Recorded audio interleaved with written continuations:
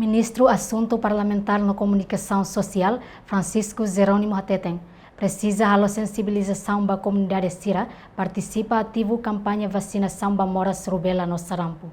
Ministro do Assunto Parlamentar na Comunicação Social, Francisco Jerônimo, hatoi deni hene discurso da reunião coordenação campanha nacional rubela, que sarampo e a salão Palácio da Cinza que colidili, sexta-feira loron sanolo resinen, fulan setembro tinangriung rua no loresing rua. Nia mostehan tempo liuba e obstáculo no desafio barak atuhalo campanha no realiza imunização e a território larantoma. Tempo liuba obstáculo ou desafios para apenas o processo vai levar a campanha não realiza imunização e a território toma. Primeiro caso do Covid, não mostra assim.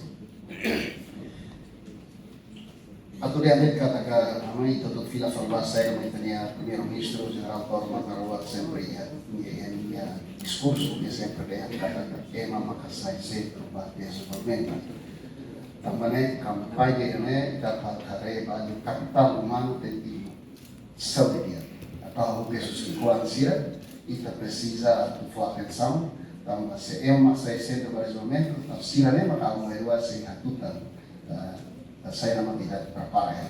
Kampanye dane hareli ba capital humano diak nune hau queda susiki kona precisa for atenção. Reportagem Celestina Falo, Televisão Timor Poço.